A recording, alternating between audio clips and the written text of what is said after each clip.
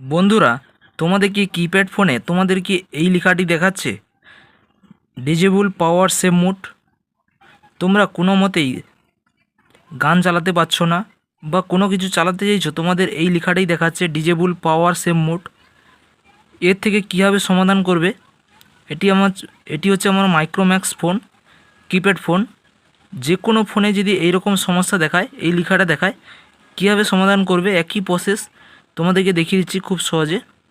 এই তোমরা ডিজেবল পাওয়ার সেভ মোডটি কীভাবে হাঁটাবে এই লেখাটি চলো তোমাদেরকে দেখিয়ে দিচ্ছি। আর এখানে দেখতে পাচ্ছ চার্জের উপরে এখানে লাভ চিহ্ন দেখাচ্ছে, এই লাভ চিহ্নটা তোমরা কীভাবে হাঁটাবে আর এই লেখাটি কীভাবে হাঁটাবে চলো তোমাদেরকে দেখিয়ে দিচ্ছি।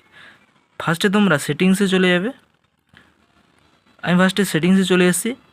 আসার পর এখানে দেখতে পারবে ফোন সেটিংস, এই ফোন সেটিংসে ক্লিক করবে। ক্লিক করার পর এখানে নিচের দিকে আসবে, এখানে দেখতে পারবে পাওয়ার সেভিংস মোড।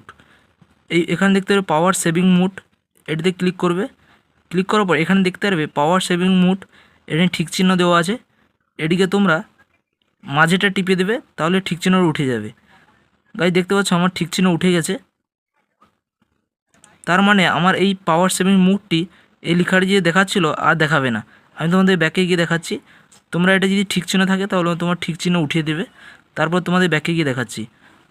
আমার যে ফোনে কিপ্যাড ফোনে গান চলছিল না, এবার গান চালার অপশান এসছে, এবার আমি গান চালাতে পারবো। কিন্তু সেই পাওয়ার সেভিং মোডটি যদি অন করা থাকতো তাহলে এখানে কোনো মতেই গান চালাতে পারছি না বা পারতাম না। এবার সেটিকে অফ করে দেওয়াতে দেখো আমি এখানে গান চালাতে পারছি, আর কিন্তু সেই লেখাটি আমার দেখাচ্ছে না পাওয়ার সেভিং মোডটি। আর এখানে যে চার্জিং অপশানের কাছে চার্জারের উপরে যে চার্জিংয়ের উপরে যে লাভ চিহ্নটি ছিল সেটিও উঠে গেছে, আর আমার সেই পাওয়ার সেভিং মোডটি আর দেখাচ্ছে না।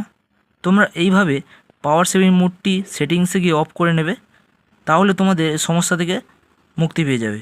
যদি এই ভিডিওটি উপকারে আসে অবশ্যই কমেন্টে জানাবে, আর ভিডিওটি ভালো লাগলে লাইক করবে, শেয়ার করবে, সাবস্ক্রাইব করবে এরকম ধরনের ভিডিও পেতে।